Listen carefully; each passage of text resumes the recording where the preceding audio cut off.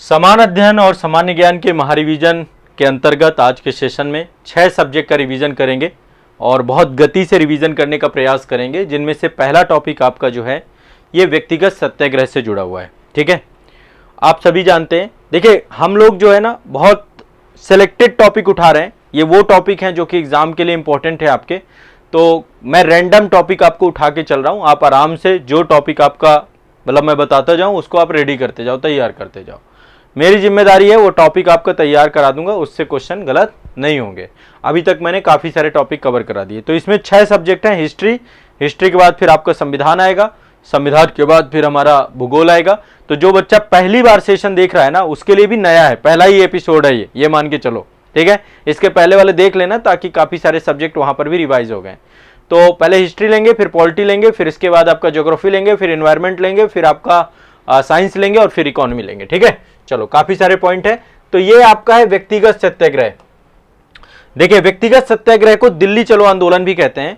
और आपको पता है कि अंग्रेजों के द्वारा जो है 1939 में जब द्वितीय विश्व युद्ध प्रारंभ हो गया तो भारतीयों की अनुमति के बिना क्या किया गया, भारत को भी द्वितीय विश्व युद्ध में अपना जो है समर्थक देश के तौर पे इन्होंने जो है प्रारंभ कर दिया कि भैया हम एक समर्थक जो है देश हमारा भारत भी है। मतलब भारत को जबरदस्ती युद्ध में झोंक दिया, युद्ध में जबरदस्ती झोंक दिया हमसे पूछे बिना। जैसे लाइक मान लीजिए अभी रूस यूक्रेन युद्ध चल रहा हो, है ना, और रशिया कह दे कि भारत भी हमारे सहयोगी में है, भारत यूक्रेन कह दे, कोई भी कंट्री कह दे, है ना। तो अब चूंकि अंग्रेजों का यहाँ पे शासन था तो उन्होंने भारतीयों को बोला कि भैया ये भी साथ दे रहे हैं, ये भी युद्ध लड़ेंगे। अब सोचो कहीं ऐसा हो जाता, ये तो बहुत बड़ी दूरदृष्टि थी कि कांग्रेस ने उस समय सामूहिक इस्तीफा दिया, एक्सेप्ट नहीं किया। मान लो ऐसा होता कि हम युद्ध के सहभागी बन जाते तो आपको क्या लगता है, जापान बगल ही में था, जापान यहां तक आता हमले करने, द्वितीय विश्व युद्ध की चपेट में आ जाते हम। तो जैसे ये घटना घटी तो उस समय कांग्रेस की सरकार थी भारत में, 28 महीनों की सरकार चली थी और कांग्रेस ने सामूहिक तौर पे इस्तीफा दे दिया। क्या दे दिया? इस्तीफा दे दिया। ठीक है,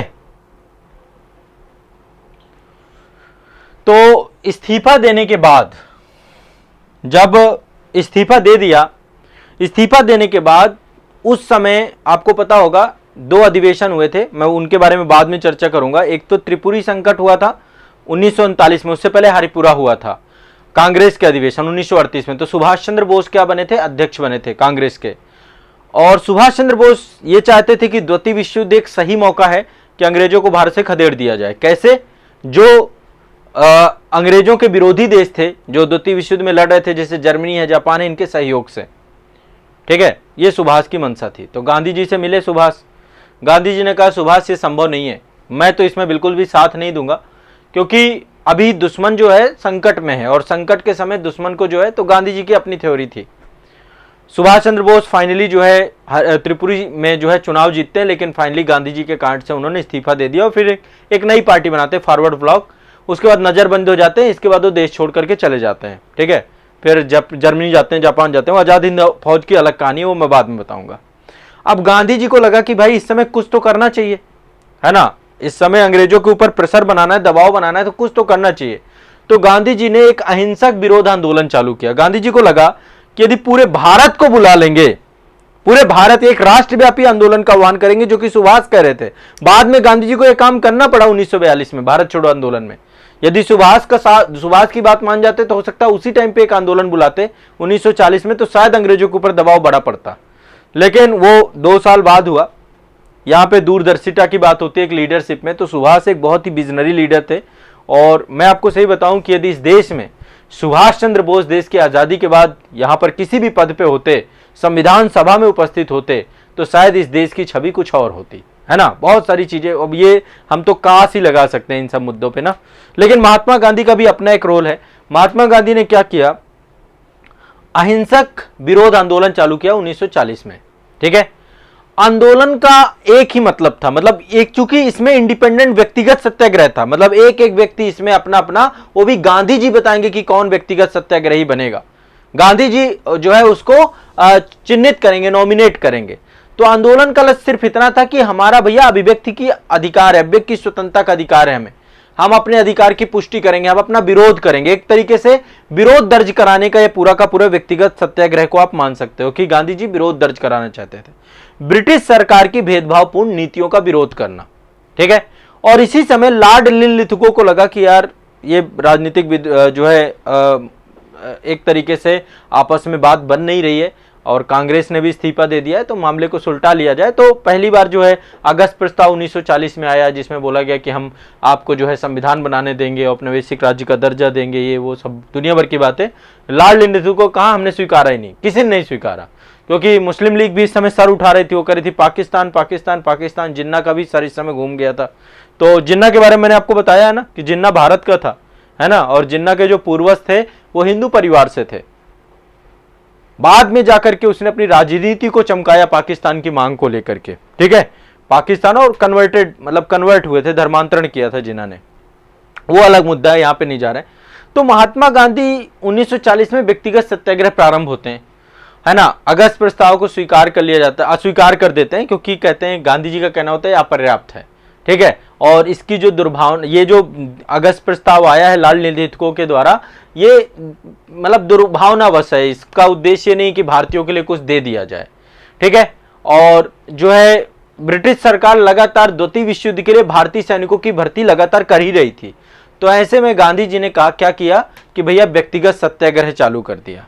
ठीक है, व्यक्तिगत सत्याग्रह, इसके लक्ष्य क्या थे, ध्यान से समझिएगा। मतलब ये चीजें आपको कहीं बुक्स में नहीं मिलेंगी। इसका लक्ष्य था कि जो हम राष्ट्रवादी हैं ना, जो हम इंतजार कर रहे हैं ना देश की आजादी के लिए, सविनय अवज्ञा आंदोलन के बाद अभी तक हम शांत बैठे हैं ना, तो ये जो हमारा राष्ट्रवादी धैर्य है, ये हमारा कमजोरी नहीं है, हम कमजोर नहीं है। और भारत के लोग नाजीवादी ताकतों को स्वीकारते नहीं है। हम जर्मनी का सहयोग नहीं लेंगे, हम जापान का सहयोग नहीं लेंगे, हम निरंकुश शक्तियों का सहयोग नहीं लेंगे। हमारी मांगे शांतिपूर्ण तरीके से मांग लीजिए। हम एक और मौका दे रहे हैं अंग्रेजों को। हमने बोला, गांधी जी ने बोला, हम एक और मौका दे रहे हैं, सुधर जाओ। तो आप तरीके सोच सकते हो कि भारत छोड़ो आंदोलन के पहले की एक पृष्ठभूमि थी व्यक्तिगत सत्याग्रह। ठीक है, तो गांधी जी ने क्या किया, अब इसमें सत्याग्रहियों को नॉमिनेट करना चालू किया। गांधी जी ने सत्याग्रहियों को नॉमिनेट करना चालू किया। तो पहला सत्याग्रही नॉमिनेट किया विनोबा भावे जी को। किसको नॉमिनेट किया? विनोबा भावे जी को। आप ये फोटो देख रहे हैं, 17 अक्टूबर 1940 को पहला व्यक्तिगत सत्याग्रह प्रारंभ हुआ। ठीक है, ध्यान रखिएगा, पहला किसका? विनोबा भावे ने। 17 अक्टूबर, ये डेट याद कर लीजिए, क्योंकि डेट आपसे पूछी जा सकती है। ज्यादा नहीं चला, एक साल में बंद हो गया आपका आंदोलन। बाद में मैं बताऊंगा क्यों आपका बंद हो गया। ठीक है, तो ये आपका 17 अक्टूबर को चालू किया गया। पहला सत्याग्रही इसके विनोबा भावे थे। अच्छा, विनोबा भावे क्या पहले थे? पहले के बाद दो सत्याग्रही और याद रखिएगा। दूसरे जवाहरलाल नेहरू थे। पहले तो विनोबा भावे थे, दूसरे जवाहरलाल नेहरू थे, तीसरे एक पर्सन थे ब्रह्मदत्त। नाम तीनों के लिख सकते हो आप लोग। तीसरे पर्सन का नाम है ब्रह्मदत्त। ठीक है, और कई सारे बाद में नेता आते हैं। मतलब टॉप 3 तो आप याद रखो, पहले आपके विनोबा भावे, फिर आपके जो है जवाहरलाल नेहरू, और फिर आपके ब्रह्मदत्त। आने वाले समय में लगभग 25,000 लोग इस आंदोलन में जोड़े गए। कितने लोग? 25,000 लोग इस आंदोलन में जुड़ गए। ठीक है, और लगातार जनसंघर्ष प्रारंभ होना चालू हो गया।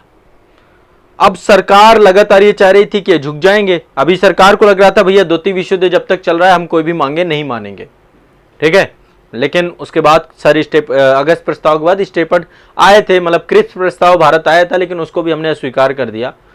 तो सरकार ने कहा कि कांग्रेस और मुस्लिम के लीग के नेता जो है ना, पहले तो आपस में बातचीत करें और एक साझा कार्यक्रम बनाए, एक समझौता कर ले, क्योंकि जब तक आप दोनों समझौता नहीं करेंगे हम कोई संवैधानिक प्रगति कैसे कर सकते हैं। तो अंग्रेज कुछ करना नहीं चाहते थे, बस ये कह रहे थे देश जब युद्ध खत्म होगा तब देखेंगे, पहले आप हमारा सहयोग करो, युद्ध जिताओ। प्रथम विश्व युद्ध में भी यही बोला था कि युद्ध जिताओ फिर हम बहुत कुछ करेंगे। फिर ये क्या लेकर आए थे? रॉलेट एक्ट और दुनियादारी ले आए थे। तो गांधी जी इस बार समझदार थे। गांधी जी को लगा ना भाई ऐसे बात ना बनेगी, तो गांधी जी ने व्यक्तिगत शुरू किया।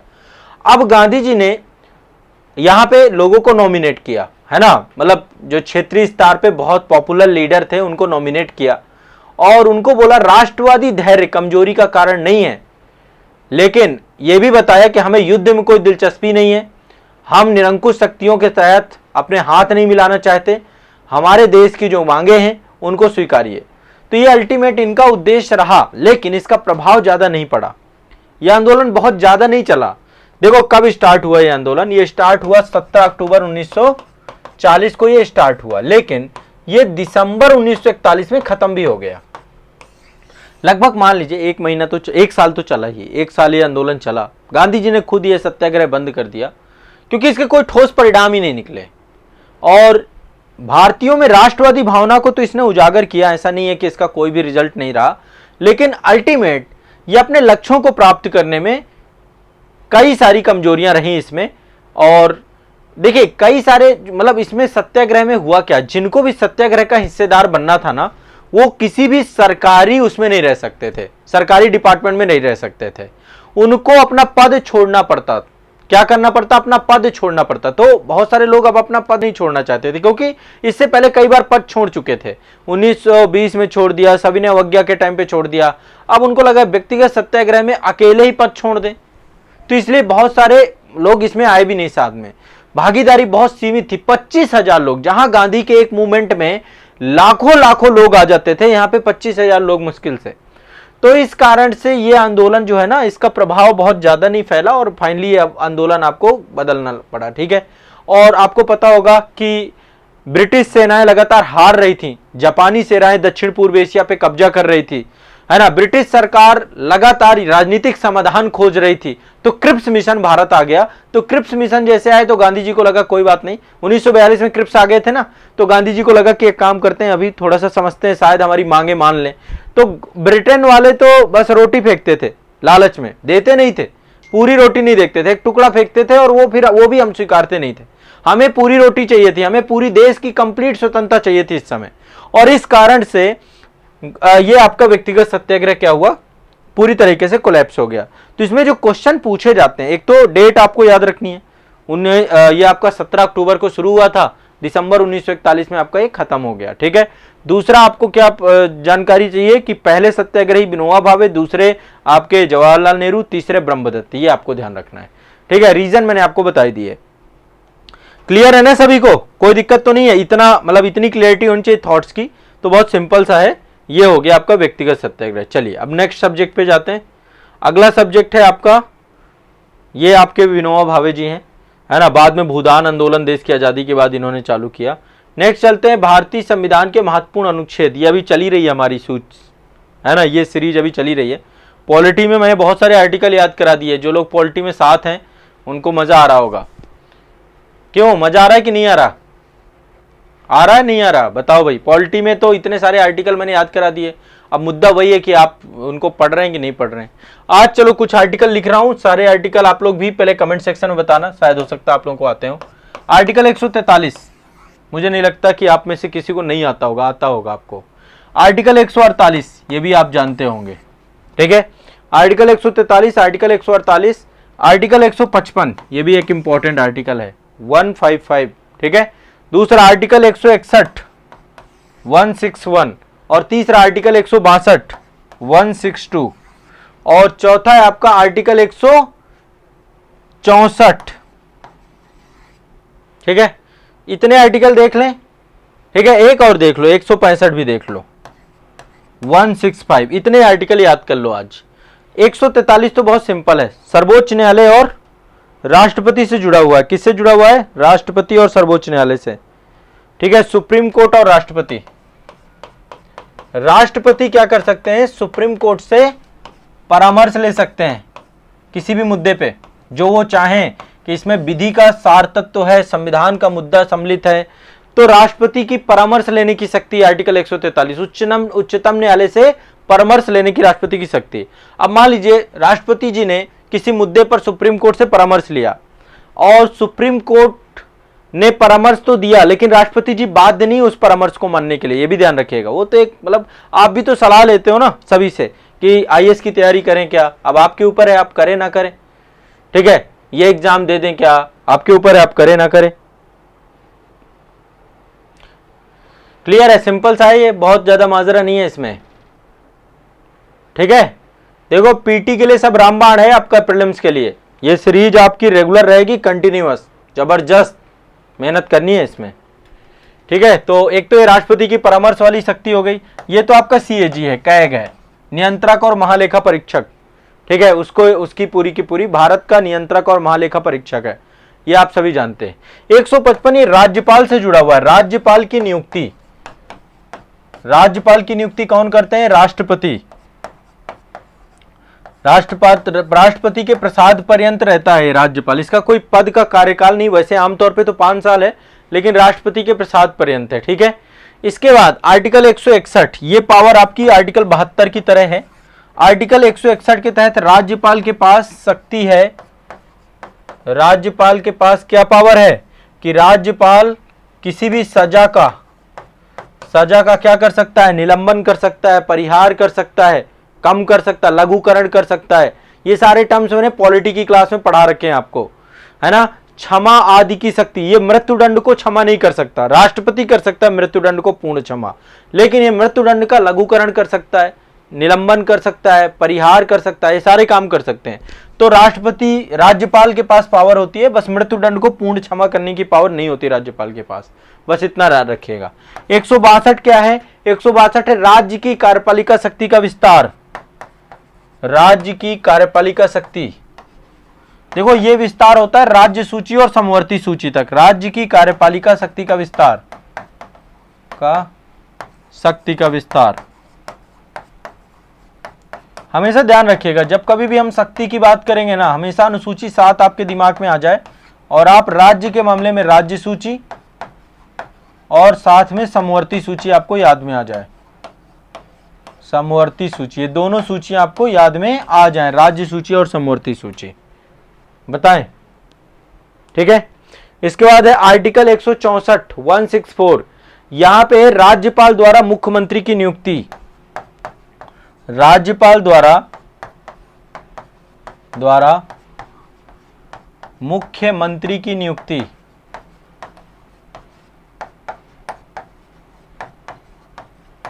ठीक है, राज्यपाल द्वारा मुख्यमंत्री की नियुक्ति, आर्टिकल 164। ठीक है, ये ध्यान रखिएगा। और 165 है राज्य का महाधिवक्ता। राज्य का महाधिवक्ता,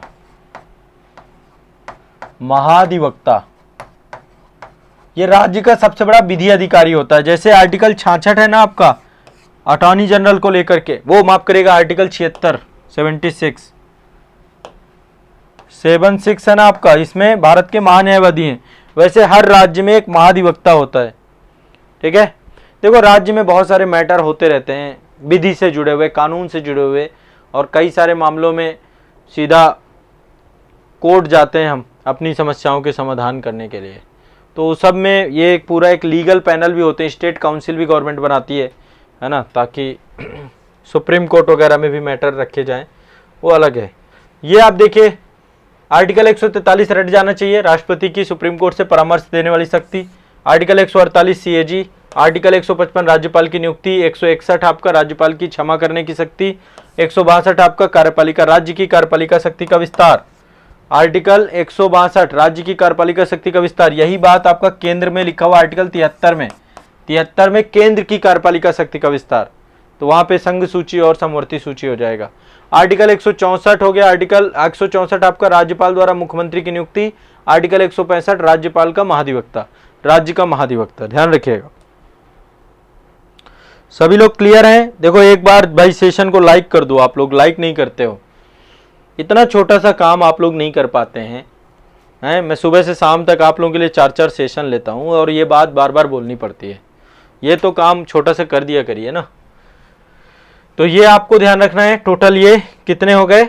आर्टिकल हो गए। अब ये मतलब इतने याद कर लो। अब देखो कितने याद करा दिए, कितने शुरू से भाग पहले याद कराए, फिर कितने आर्टिकल याद कराए, अभी और कराएंगे, अभी और आर्टिकल हैं। ठीक है, अभी इंतजार करो, आगे वाले सेशन में और आर्टिकल पढ़ेंगे हम मेन सारे आर्टिकल कर ले जाएंगे। तो ये आपके कुछ आर्टिकल हैं, ये पूछे जाते हैं आर्टिकल। चलिए आगे चलते हैं, भूगोल पे चलते हैं। अब अगला है भूगोल, भारत, देश के बारे में समझेंगे। ठीक है, देश के बारे में समझेंगे और भारत को लेकर मैं थोड़ा सा आपको कुछ उस तरीके के टॉपिक पढ़ाऊंगा। देखो जो लोग आते ही लाइक करते हैं भाई, आप लोगों का तो बहुत बहुत शुक्रिया भाई, मैं दिल से आप लोगों का आभारी हूं, क्योंकि एक छोटी सी बात जो मुझे कई बार बोलनी पड़ती है वो काम आप लोग आते ही कर देते हैं। पहले तो एक बार देख लेते हैं। देखो बहुत बेसिक चीज आज बताऊंगा आपको, धीरे धीरे फिर हम बढ़ेंगे आगे इसमें। आप सभी जानते हैं वर्तमान में 28 राज्य और 8 केंद्र शासित प्रदेश हैं, ठीक है। भारत को क्षेत्रफल की दृष्टिकोण से देखा जाए तो 7वें नंबर पे आता है। कौन से रैंक पे आता है? 7वें नंबर पे। एक काम करते हैं, 1 मिनट में आप 7 के सातों देख लीजिए। सबसे पहला तो रसिया है आपका, नंबर 1 में क्या है? रूस, नंबर 1 में रूस है। नंबर 2 पे कनाडा है क्षेत्रफल के आधार पे। नंबर 3 पे चीन नहीं है, यूएसए है। कई जगह पे चीन भी आता है लेकिन चीन नहीं है। नंबर 2 पे थोड़ा सा ही डिफरेंस है, बट नंबर 2 पे आपका यूएसए है, ठीक है। रूस के बाद कनाडा, कनाडा के बाद आपका, ठीक है, यूएसए, यूएसए के बाद सीधा चाइना चलना है। चौथे नंबर पे चाइना है आपका। चाइना के बाद फिर वापस आना है, ब्राजील है, ठीक है। ब्राजील के बाद आपका ब्राजील के बाद आपको सीधा ऑस्ट्रेलिया चलना है। 6वें नंबर पे ऑस्ट्रेलिया है। ऑस्ट्रेलिया के बाद आपका अर्जेंटीना है, ठीक है। और अर्जेंटीना के बाद, वो माफ करेगा, ऑस्ट्रेलिया के बाद भारत है भाई हमारा। भारत के बाद अर्जेंटीना है। ये बार बार अर्जेंटीना दिमाग में आ रहा है, ठीक है, थोड़ा ज्यादा गिचपिच हो गई। एक काम करते हैं, 2 मिनट लगेगा बस, ये वाला फैक्ट तो याद ही कर लो। इसके बाद बेसिक चीजें बताऊंगा, फिर इसके बाद एडवांस लेवल में भी आएंगे। इंडिया के मानचित्र को यहाँ पे पूरा पढ़ा दूंगा मैं। तो क्षेत्रफल के आधार पे, जनसंख्या के आधार पे पहले नंबर पे जनसंख्या के आधार पहले नंबर पे, दूसरे नंबर पे चाइना है, तीसरे नंबर पे अमेरिका, फिर इंडोनेशिया, ठीक है। जनसंख्या में पहले नंबर पे भारत। अभी संयुक्त राष्ट्र का डेटा आया था ना, उसी से हम पहले पे हो गए हैं, ठीक है। पहले नंबर पे भारत, दूसरे नंबर पे चीन, तीसरे नंबर पे अमेरिका, चौथे नंबर पे इंडोनेशिया, ठीक है। और यहां पे आप देखिए क्षेत्रफल के आधार पे 7वां, यह हालत है हमारी, क्षेत्रफल के आधार पे 7वां। अच्छा, विश्व के टोटल क्षेत्रफल का कितना परसेंट है भारत के पास? मात्र 2.4%। विश्व की टोटल जनसंख्या का कितने परसेंट? 2011 के हिसाब से 17.5%। तो आबादी भर भर के है, क्षेत्रफल, अच्छा आबादी बढ़ेगी। अभी ये 17% से अभी हम और बढ़ा ले गए होंगे, अभी हो सकता है 22-25% पहुंच गए हों, लेकिन 2.4 का 2.4 ही रहेगा, ये नहीं बढ़ने वाला। अब ये तो इसमें संकट ये होता है कि कई बार चीन आ जाता है, वो कहता है ये मेरा है, वो मेरा है, कभी नत्थी वीजा दुनियादारी देने लगता है, ये कम हो जाता है, पर ये कम नहीं होगा। कभी पाकिस्तान आ जाता है, वो कह देता है ये मेरा है, वो मेरा है। तो ये मतलब इसकी सबकी लड़ाई है, सब क्षेत्रफल लेना चाहते हैं, जनसंख्या कोई नहीं लेना चाहता, और जनसंख्या कोई जानी भी नहीं चाहती। एक ऑप्शन है, भारत के लोग जो है विदेशों में जाएं। अभी बस गए हम लोग, इंडियन डायस्पोरा बहुत हो गया, इतना सारा। अब स्किल्ड कर दिया जाए ना, एक स्किल्ड लेबर क्रिएट हो जाए, पढ़ाई लिखाई के बाद विदेशों में नौकरी तलाशने का अवसर। और मुझे लगता है सरकारी नौकरी से भी ज्यादा महत्व विदेशों में पैसा कमाने से है। जो लोगों के घर के लोग विदेश में है ना, उनमें सरकारी और कई नौकरी को इतना ज्यादा महत्व नहीं दिया जाता है। अभी बस इसके द्वार नहीं पता लोगों को। जैसे मैं आपको बताऊं, मैं पंजाब में, मेरे बहुत सारे दोस्त हैं, तो जब कभी पंजाब में जाता हूं, उनके पास बैठता हूं, तो उनके दिमाग में विदेश दिखता है कि यार ऑस्ट्रेलिया जाना है, कोई कहता है कनाडा जाना है ना। अच्छा, साउथ में भी जाएंगे तो साउथ में भी वहां पे एक कल्चर है कि हम गल्फ कंट्री जाएंगे, हम यहाँ जाएंगे, हम वहां जाएंगे। वहां पे पढ़ने के बाद मतलब उनको फॉरेन में ही पैसा कमाना है। हमारे ये जो हम उत्तर प्रदेश बिहार वाले हैं, हमारे दिमाग में ये है कि देश के अंदर रहना है और सबसे बड़ी कुर्सी हमें चाहिए। सबसे बड़ी कुर्सी समझते हैं? एक तो राजनीति की कुर्सी, आधे तो राजनीति में चले जाते हैं, और फिर उसके बाद दूसरे नंबर में आईएएस आता है, फिर पीसीएस आता है, फिर जाके हमारे दिमाग में एसएससी आता है। आप देखो पूरा हम लोग कितनी हायरार्की के साथ तैयारी कर रहे हैं हम। मतलब जो लोग थोड़ा, मतलब कितना, आप गली गली में नेता पा जाएंगे। यहाँ पे हर गली में आपको नेता, हर गली में एक घर से मेंबर मिलेगा आपको किसी न किसी राजनीतिक पार्टी से। तो राजनीति मतलब वो सबसे ज्यादा चाव वाली बात है। लेकिन ऐसा नहीं कि यूपी बिहार के लोग बाहर नहीं है, हम लोग भी खूब बाहर हैं, भर भर के, ठीक है। लेकिन मैं गवर्नमेंट जॉब तो एक ऑप्शन है, बहुत बड़ा ऑप्शन है, बट गवर्नमेंट जॉब के अलावा विदेश में जाना है। और यहां से कि अमेरिका, अभी आज अमेरिका क्यों इतना झुका हुआ है, उसको पता है भारत वाले, है ना। अभी देखो इजराइल में इतनी बुरी स्थिति हो गई है, हो सकता है भारत सरकार को अभी को भी ऑपरेशन चला के वहां के भारतीयों को लाना पड़े, क्योंकि अभी मामला लंबा चलेगा। अभी काफी लोग फंसे थे ना, क्या नाम था, वो एक अभिनेत्री थी, शायद सांसद भी रही, नुसरत नाम था, वो भी इजराइल से अभी बच के आई हैं। तो बहुत सारे लोग, अभी जैसे इजराइल में, इससे पहले यमन में संकट हुआ था, यूक्रेन संकट में ऑपरेशन चलाया हमने, अभी जहां भारतीय होते हैं, मोरक्को में समस्या आई, या फिर कहीं भी आई तो भारत जो है तुरंत अपने पहले देश के नागरिकों को बचाता है। तो लेकिन अच्छी बात है, विदेश में रहिए, रेमिटेंस वहाँ से भेजिए खूब बढ़िया सा, ठीक है, देश को इकोनॉमी में प्रगति करिए। तो ये कैसे बढ़ सकता है 2.4, जब हम डायस्पोरा क्रिएट कर दें, रहने लग जाएं दूसरे देशों में, बस भारतीय नागरिकता नहीं छोड़नी है, ठीक है। चलिए आगे बढ़ते हैं नेक्स्ट। हाँ, अभी और थोड़ा सा डिस्कस करते हैं, भारत को अभी समझा ही कितना। अब कुछ फैक्ट यहाँ पे बताने वाला हूं, थोड़ा सा फैक्ट आप याद करना, करोगे ना फैक्ट भाई याद। एक तो क्षेत्रफल याद कर लो फास्ट, भारत का क्षेत्रफल याद करो 3287,263, बहुत सिंपल सा है, 3287,263, ये याद कर लो।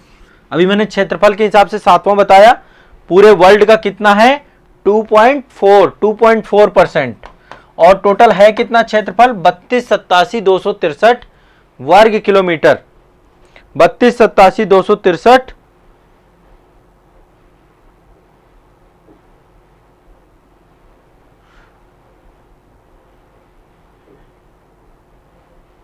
अरे जीवन में एकमात्र लक्ष्य थोड़ना है विवाह की, सरकारी सर्विस के बाद जो है विवाह ही करना है, पहले लक्ष्य बड़ा करो, है ना।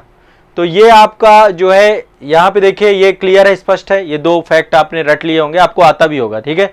आबादी पूरे विश्व की 17.5 रहती है हमारे यहाँ पे। अच्छा चलो, दो फैक्ट और आपको बता रहा हूं, उत्तर से दक्षिण, यहाँ पे देखो उत्तर से लेके दक्षिण तक का ये कितनी है टोटल, ये बिल्कुल सिंपल है, 3214 याद कर लो, 3214, उत्तर से दक्षिण कितना है 3214 किलोमीटर, उत्तर से दक्षिण कौन सा कितना है 3214, 3214 देखो कितनी आसानी से याद होगा, 3 2 1 4, ये तो डिसेंडिंग ऑर्डर में है ना, 3 2 1, ये तो याद ही हो जाएगा, और 4 आप लास्ट में लगा देना, 3214 किलोमीटर ये आपका उत्तर से दक्षिण है। टोटल दूरी डिस्टेंस की बात करते हैं। अच्छा एक डिस्टेंस और याद कर लो, पूरब से पश्चिम भी याद कर लोगे क्या, पूरब से पश्चिम बहुत आसान है, 29-33 याद करना है, पूरब से पश्चिम है 29-33, ठीक है, ये भी याद कर लो 29-33 कितना है पूरब से पश्चिम। उत्तर से दक्षिण 3214, हाँ 3287,263 सबको याद हो गया, 29-33 सबको याद हो गया, ठीक है, 17.5 सबको याद हो गया, 2.4 सबको याद हो गया, ठीक है, और ये तो याद ही हो गया 3287,263 सबको याद हो गया, 3214 भी याद हो गया, 29-33 भी याद हो गया, 29-33 कितना बढ़िया आ रहा है ना।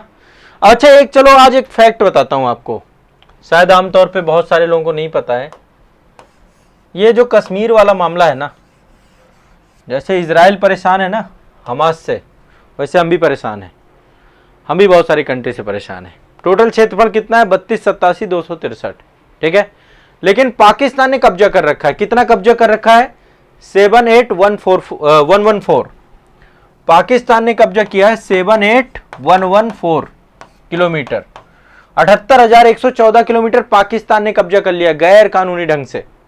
टोटल कितना कर लिया है 78,114 वर्ग किलोमीटर पाकिस्तान के पास है, जिसको हम पीओके बोलते हैं, पाक अधिकृत कश्मीर बोलते हैं, क्या बोलते हैं पाक अधिकृत कश्मीर। अच्छा ठीक है चलो, इसने कब्जा ही नहीं किया बल्कि इस कब्जे का कुछ हिस्सा चीन को दे दिया है, 5180 किलोमीटर, 5180 किलोमीटर चीन को दे दिया है इसने, किससे, इससे निकाल के, ये वाले हिस्से से निकाल के दे दिया है, ध्यान से समझिएगा।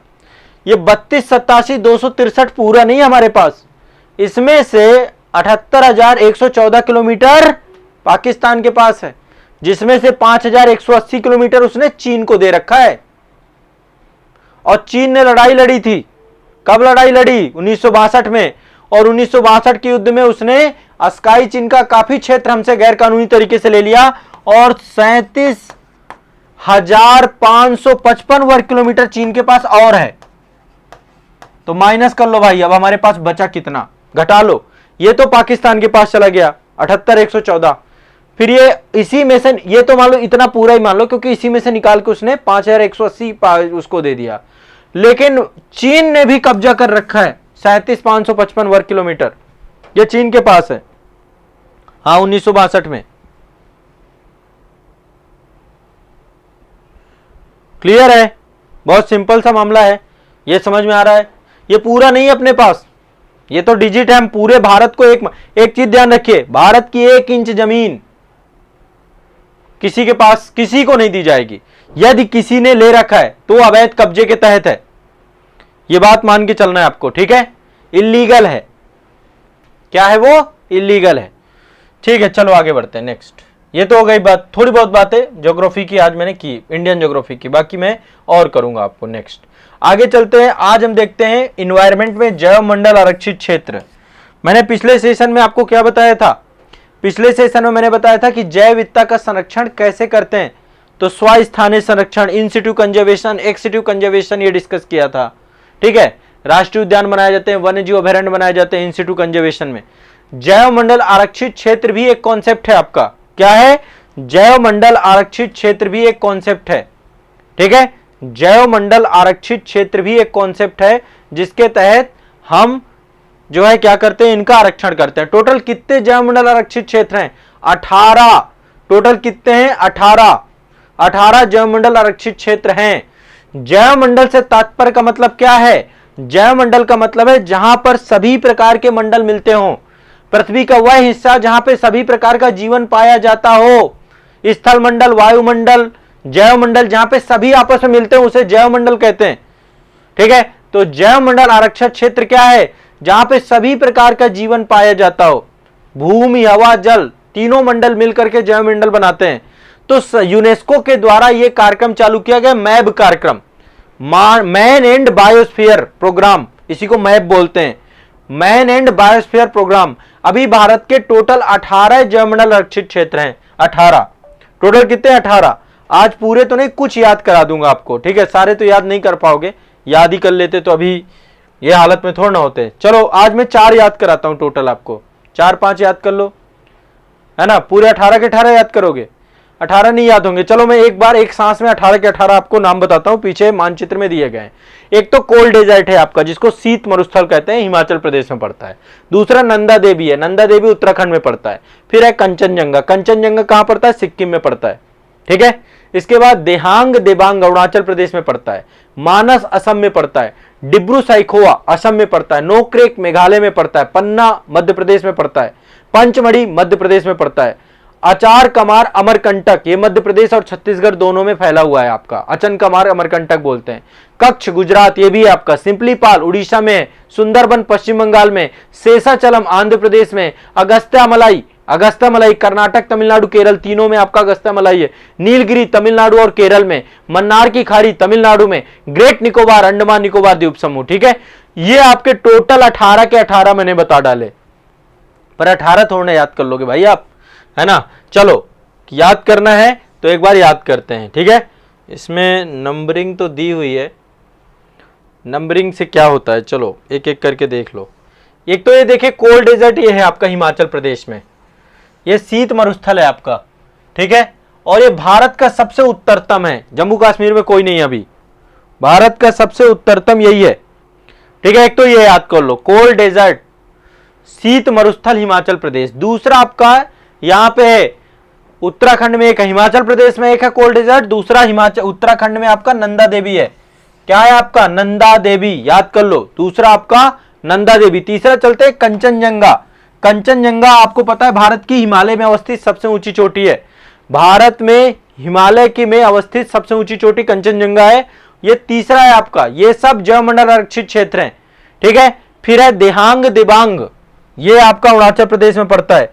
दिहांग दिबांग, ये आपका दिहांग दिबांग, फिर से बोल रहा हूं दिहांग दिबांग, ये कहां पड़ता है आपका, अरुणाचल प्रदेश में, ठीक है। इसके बाद असम में है आपके 2, असम में एक है डिब्रू साइखोवा, असम में आपके एक तो डिब्रू साइखोवा है और एक आपका मानस है, 2 आपके असम में। बस इतने याद कर लो, आज के लिए इतने याद कर लो, फिर कल बाकी याद कराऊंगा। पहला याद करो कोल्ड डेजर्ट, ठीक है, आपका शीत मरुस्थल कहां पे है, जैव मंडल आरक्षित क्षेत्र, मैन एंड बायोस्फीयर प्रोग्राम के अंतर्गत इनको प्रारंभ किया गया, यूनेस्को के द्वारा ये संरक्षित जैव मंडल अभियान चालू किए गए हैं, ठीक है। तो भारत के टोटल अभी 12 आपके इसमें सम्मिलित हैं टोटल 18, ठीक है। और भारत ने जो है ये यूनेस्को का प्रोग्राम है, तो इसमें एक तो कोल्ड डेजर्ट हो गया, दूसरा नंदा देवी हो गया, तीसरा कंचनजंगा हो गया, चौथा आपका दिहांग दिबांग हो गया, ये डिब्रू साइखोवा हो गया और ये मानस हो गया। ये क्वेश्चन पूछे जाएंगे, सीधा क्वेश्चन आता है इससे, ध्यान रखियो आप सब लोग। सीधा क्वेश्चन आता है, टोटल 18 है, 18 में से अभी इतने याद कर लो, पहले पूरे याद कराऊंगा, फिर यूनेस्को के द्वारा कौन कौन से शामिल किए गए 12 उनको याद करा दूंगा, ठीक है। वो बाद में अगली लिस्ट में पढ़ लेंगे, है ना। एक साथ देखो, थोड़ा थोड़ा खाएंगे तो पूरा खा जाएंगे, पूरा हाथी खा जाएंगे, थोड़ा थोड़ा खाएंगे तो पूरा सिलेबस, हाथी जितना सिलेबस है आपका ये, ठीक है। थोड़ा थोड़ा खाना है, ज्यादा नहीं, नहीं तो फिर उल्टी हो जाएगी, फिर याद नहीं रहेगा, ठीक है। कोल डेजर्ट हिमाचल प्रदेश, उत्तराखंड नंदा देवी, कंचनजंगा सिक्किम, दिहांग दिबांग अरुणाचल प्रदेश, डिब्रू सैखोवा असम और मानस असम, इतने याद कर लो, ठीक है। बाकी फिर मैं आगे याद कराऊंगा, 18 के 18 रटवाऊंगा आपको, 18 के 18 रटवाऊंगा। अब आ जाओ साइंस में, चुपचाप कहां पे आ जाओ, साइंस में। साइंस में पढ़ेंगे वर्गीकी के बारे में। वर्गीकी को इंग्लिश में बोलते हैं टेक्सोनॉमी। क्या बोलते हैं? टेक्सोनॉमी। वर्गीकी के बारे में पढ़ेंगे, टैक्सोनॉमी। कुछ थोड़ा बहुत फैक्ट यहां पे याद कराऊंगा, सारे यहां भी नहीं, थोड़ा थोड़ा आराम आराम से चलेंगे। तो देखो, वर्गीकी के अंतर्गत होता क्या है, जीव विज्ञान की एक ब्रांच है जिसमें जो जीव हैं, उनकी जातियां हैं, उनकी समानताओं और असमानताओं के आधार पर छोटे बड़े समूहों में उनको बांटा जाता है, वर्गीकरण किया जाता है। सिंपल सी बात ये समझिए, ठीक है। जीवों का वर्गीकरण किया जाता है। हमारी प्रकृति में कितने सारे जीव रहते हैं, ठीक है, कितने सारे आपके सजीव हैं, पादप भी हैं और आपके जीव जंतु भी हैं। तो उनको क्या किया गया, बांट दिया गया। किस आधार पे बांटा गया? उनकी समानता और असमानता के आधार पे, ठीक है। उनके छोटे बड़े समूहों में उनको बांट दिया गया। इसी को वर्गीकरण विज्ञान बोलते हैं, या वर्गीकी बोलते हैं, या टेक्सोनॉमी बोलते हैं, ठीक है। सिंपल सा इसको समझिएगा। एक पर्सन थे कैरोलस लीनियस, ध्यान रखिएगा, कैरोलस लीनियस। क्या थे? Carolus Linnaeus. ये इनको वर्गीकी का जनक भी कहा जाता है। ये क्वेश्चन कई बार पूछा जाता है। कैरोलस ठीक है, लीनियस महोदय, यह नाम याद कर लीजिए। एक क्वेश्चन यहां से पूछा जाएगा। इनको वर्गीकी का पिता कहा जाता है क्योंकि इन्होंने पहली बार जो है द्विपद नामकरण प्रणाली, ठीक है, द्विपद नामकरण प्रणाली, उसके आधार पर एक पद्धति बनाई और इन्होंने उस आधार पर जीव जंतुओं को बांटने का प्रयास किया, ठीक है। देखो, जीवों को मतलब वो किस जगत से जुड़े हुए हैं, उनका किंगडम क्या है, कौन सा संघ है, कौन सा वर्ग है, कौन सा ऑर्डर है, कौन सी फैमिली से हैं, कौन से वंश से हैं, कौन सी जाति से हैं, ऐसे करके उनको बांटा गया है, ठीक है। तो यहां पे बेसिक वर्गीकरण के अंतर्गत एक और पर्सन थे जिनका नाम था व्हिटेकर महोदय। क्या नाम था? व्हिटेकर महोदय। कैरोलस लीनियस कौन है? आपके जीव जंतुओं के वर्गीकी के पिता हैं, क्योंकि सबसे पहली बार इन्होंने ही प्रयास किया। दूसरे पर्सन है व्हिटेकर महोदय। व्हिटेकर महोदय के द्वारा 1859 में 5 जगत प्रणाली, 5 किंगडम सिस्टम को मान्यता दी गई, ठीक है। 5 जगत प्रणाली या 5 किंगडम सिस्टम को मान्यता दी गई। अब एक बार बस आप ये 5 जो है कौन कौन से किंगडम है इनके बारे में आप देख लीजिए। 5 किंगडम कौन कौन से हैं? देखो, इन सब की अपनी अपनी एक पहचान है, ठीक है, सबकी विशेषताएं, मैं विशेषताएं अगले सेशन में पढ़ाऊंगा एक एक करके। एक तो है मोनेरा, ठीक है। मोनेरा में एक कोष के प्रोकैरियोटिक सेल्स होती हैं। प्रोकैरियोटिक सेल्स क्या है, यूकैरियोटिक सेल्स क्या है, ये सब चीजें जब हम सेल्स वाला टॉपिक पढ़ेंगे तब देखेंगे। तो केवल आप ये याद करो, अभी ज्यादा दिमाग मत लगाओ, बाकी चीजें मैं बाद में पढ़ाऊंगा। पहले तो आपका एक है मोनेरा, दूसरा है प्रोटिस्टा, ठीक है, दूसरा है प्रोटिस्टा, तीसरा आपका क्या है? कवक, जिसको हम फंजी बोलते हैं, ठीक है, कवक, तीसरा है कवक। कवक के बाद चौथा आपका क्या है? पादप जगत। पादप जगत को ही प्लांटी बोलते हैं, ठीक है। और इसके बाद जो पांचवा है आपका, पांचवें में आपको देखिए कई प्रकार के इसमें भी, मतलब देखो अल्टीमेट जो इनके द्वारा ये डेवलपमेंट किया गया है, ये डेवलपमेंट किया गया है कि किसकी क्या क्या विशेषताएं, किसकी क्या क्या विशेषताएं नहीं है, ठीक है। तो उसी आधार पे ये पूरा का पूरा आपका जो है विभाजन किया गया है, ठीक है। इसके बाद नेक्स्ट है एनिमेलिया, ठीक है। ये टोटल 5 प्रकार से इसको आदिम जीवन को बांटा गया व्हिटेकर महोदय के द्वारा, ठीक है। तो पहला आपको क्या ध्यान रखना है, वर्गीकी के पिता कौन से? वर्गीकरण के पिता कैरोलस लीनियस के द्वारा। वर्गीकी के अंतर्गत किया क्या जाता है? वर्गीकी जीव विज्ञान की ऐसी ब्रांच है जिसमें जीवधारियों को उनके जीवन की समानताओं और असमानताओं के आधार पे छोटे बड़े समूहों में बांटा जाता है, ठीक है। और वर्गीकी या टैक्सोनॉमी के फादर बोल जाते हैं कैरोलस लीनियस। इन्होंने पहली बार द्विपद नाम प्रणाली के तहत जो है जीवों को बांटने का प्रयास किया। इसके बाद मैंने आपको बताया व्हिटेकर महोदय के द्वारा क्या किया गया? 5 जगत प्रणाली को मान्यता प्रदान की गई। किसके द्वारा? व्हिटेकर महोदय के द्वारा 5 जगत प्रणाली को, 5 किंगडम सिस्टम को मान्यता प्रदान की गई, जिसमें कौन कौन से हैं, एक एक ध्यान रखिएगा, मोनेरा, प्रोटिस्टा, कवक, पादप और जंतु। ठीक है, 5वें आपके ये जंतु है, यहां पे ये देख सकते हैं आप। ठीक है, मोनेरा, ठीक है, प्रोटिस्टा, ये आपका पादप है, ये कवक है, ये जंतु है। क्लियर है, कोई दिक्कत नहीं है, बस इतना याद रखना, ये पांचों आप लिख लो। बाकी इसको लेकर कि मोनेरा के अंतर्गत क्या है, प्रोटिस्टा के अंतर्गत क्या है, वनस्पति के अंतर्गत क्या है, कवक के अंतर क्या है, जंतु जगत के अंतर्गत क्या है। ठीक है, इन सबको हम देखेंगे और फिर इनकी बहुत सारी ब्रांचेज हैं जिसके अंतर्गत कई सारी चीजों को हमें पढ़ना है। ठीक है, क्लियर है, स्पष्ट है? तो एक तो आपका ये हो गया, क्लियर है। आगे बढ़ते हैं, ये देखो ये विशेषताएं हैं, बाद में मैं बताऊंगा आपको। हाँ,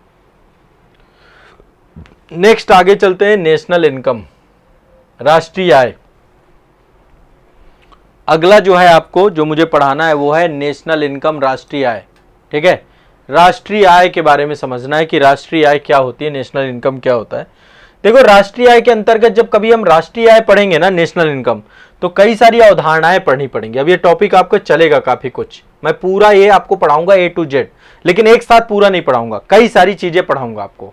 ठीक है, पहले बेसिक चीजें पढ़ाऊंगा, इसके बाद फिर मैं आपको थोड़ा सा एडवांस लेवल पे ले जाऊंगा। ठीक है, एक साथ सारी चीजें नहीं होंगी। तो राष्ट्रीय आय के मापन के लिए 4 अवधारणाएं आपकी प्रचलित है। 4 अवधारणाएं कौन कौन सी हैं? पहला है GDP, दूसरा है GNP, फिर है आपका NDP, फिर है आपका NNP। ठीक है, ये आपकी 4 अवधारणाएं हैं। ठीक है, एक बार मैं फिर से ये बता रहा हूं।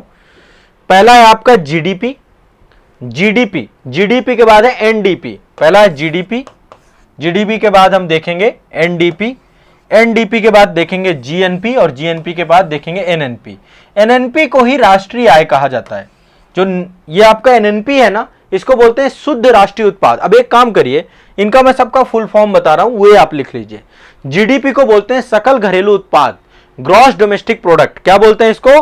Gross domestic product. ये इकोनॉमी का सेगमेंट है, ध्यान रखिएगा। GDP क्या आपका? Gross domestic product. ठीक है, सकल घरेलू उत्पाद। दूसरा GDP का ही जो है आपका, जब इसमें हम इसी को आगे देखेंगे, इसी की दूसरी अवधारणा है NDP में जब हम जो घिसावट है उसको जब माइनस कर देते हैं, अभी मैं GDP बताऊंगा क्या है, तो NDP निकल आता है। NDP क्या है आपका? शुद्ध घरेलू उत्पाद या निवल घरेलू उत्पाद, इंग्लिश में बोलते हैं नेट डोमेस्टिक प्रोडक्ट, इसी को NDP बोलते हैं। देखो, एक तो ग्रॉस होता है, ग्रॉस में सारा कुछ है ना। नेट में क्या है? उसका जो घिसावट है ना, वो सारी अवधारणाओं को हटा करके निकालते हैं। तो ये आपको ध्यान रखना है। पहला है GDP में ग्रॉस डोमेस्टिक प्रोडक्ट, दूसरा NDP में नेट डोमेस्टिक प्रोडक्ट। ठीक है, फिर इसके बाद अगली अवधारणा आपकी पढ़ेंगे हम GNP में क्या है आपका? GNP आपका है ग्रॉस नेशनल प्रोडक्ट। GNP क्या है? Gross national product. और फिर है NNP क्या है? Net national product. ठीक है, तीनों, और NNP ही आपकी राष्ट्रीय आय है। तो पहले तो 1 नंबर का क्वेश्चन आप ये ध्यान रखो कि कभी पूछा जाता है कि निम्नलिखित में से कौन सा राष्ट्रीय आय को दिखाता है, तो NNP दिखाता है। क्या दिखाता है? NNP दिखाता है। क्या दिखाता है? NNP। मैं आज सिर्फ GDP बताऊंगा आपको, ठीक है, और मैं धीरे धीरे पूरा एक, मतलब इतना आसानी से याद हो जाएगा, आपको कोई दिक्कत ही नहीं होना है। ठीक है, हम कैसे पूरी एक यात्रा रहेगी हमारी GDP से लेकर NNP तक की। GDP क्या है, ध्यान से समझिएगा। किसी भी देश की अर्थव्यवस्था में एक वित्तीय वर्ष में उस देश की घरेलू सीमा के भीतर उत्पादित अंतिम वस्तुओं और सेवाओं के मौद्रिक मूल्य के योग को उस देश का सकल घरेलू उत्पाद कहा जाता है। अब देखो, यहां पे कई सारे टर्म्स आ रहे हैं। घरेलू सीमा क्या है? घरेलू सीमा आमतौर पे हम यही मान के चलते हैं कि जितना हमारा भारतीय भूभाग है, इसके अलावा भी होती है घरेलू सीमा, है ना। तो वो मैं आपको बाद में बताऊंगा घरेलू सीमा क्या है, प्रवासियों और अप्रवासियों को जोड़ते हैं नहीं जोड़ते हैं, भारत में विदेशियों को जोड़ते हैं कि नहीं जोड़ते, वो सब हम देखेंगे। सकल घरेलू उत्पाद में सिंपल सी परिभाषा यदि आप लिखना चाहो लिख लो, किसी भी देश की अर्थव्यवस्था में एक वित्तीय वर्ष में उस देश की घरेलू सीमा के भीतर उत्पादित अंतिम वस्तुओं और सेवाओं के मौद्रिक मूल्य के योग को हम क्या बोलते हैं? GDP बोलते हैं, ग्रॉस डोमेस्टिक प्रोडक्ट बोलते हैं, GDP बोलते हैं, GDP। ठीक है, मैं इस बार एक बार इसको तोड़ रहा हूं पूरी परिभाषा को। किसी भी देश में, पहली बात तो कोई अर्थव्यवस्था होनी चाहिए, है ना। किसी भी देश में देश का मतलब अर्थव्यवस्था ही है ना, जैसे भारतीय अर्थव्यवस्था है किसी भी देश में, ठीक है। देश की अर्थव्यवस्था में एक वित्तीय वर्ष में समय तय होना चाहिए, एक वित्तीय वर्ष में, ठीक है, एक वित्तीय वर्ष में उस देश की घरेलू सीमा के भीतर, उस देश की घरेलू सीमा के भीतर, सीमा के भीतर, ठीक है, किसी भी देश में एक वित्तीय वर्ष में घरेलू सीमा के भीतर, उस देश की घरेलू सीमा के भीतर अंतिम वस्तुओं एवं सेवाओं, ठीक है, क्या क्या, वस्तुओं और सेवाओं के मौद्रिक मूल्य का योग, मौद्रिक मूल्य का योग,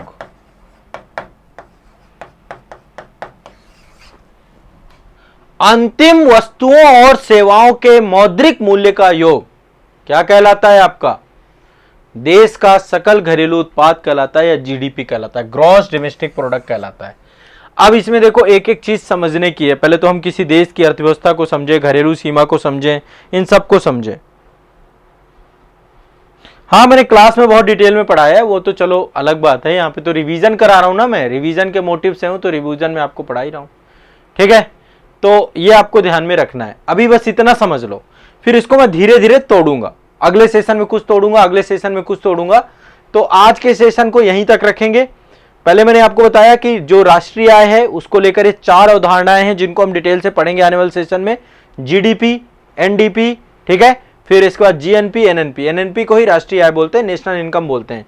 अब इसको कैसे मापा जाता है, फैक्टर कॉस्ट क्या है, मार्केट प्राइस क्या है, ठीक है, क्या क्या विधियां होती हैं इसको नापने को लेकर के, कब से भारत में राष्ट्रीय आय को नापन किया गया, ये सब चीजें हम लोग देखेंगे, ठीक है। नेशनल इनकम अब पढ़ेंगे हम। इसके बाद यहाँ पे मैंने वर्गीकी चालू किया, तो थोड़ा वर्गीकी को मैं आपको आने वाले 1-2 सेशन में पढ़ा दूंगा, कंप्लीट करा दूंगा, ताकि यहाँ से जो क्वेश्चन बनते हैं वो आपके हो जाएं, ठीक है। और कुछ फैक्ट आपको बताए मैंने। इसके बाद जैव मंडल आरक्षित क्षेत्र कुछ आपको बताएं, ये आपको पूरे कराऊंगा, कोई टेंशन नहीं लेना, आप लोगों को टेंशन फ्री रहना है।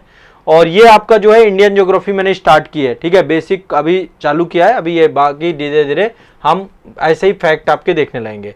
कॉन्स्टिट्यूशन के आर्टिकल आप लोग कई सारे पढ़ रहे हैं मेरे साथ, है ना, तो भारतीय संविधान के महत्वपूर्ण अनुच्छेद, और ये मैंने आपको स्वतंत्रता आंदोलन से व्यक्तिगत सत्याग्रह की पूरी कहानी पढ़ाई, ठीक है। तो 6 सब्जेक्ट का जो मेरा प्रॉमिस है वो मैंने आपको कंप्लीट कराया आज के सेशन में।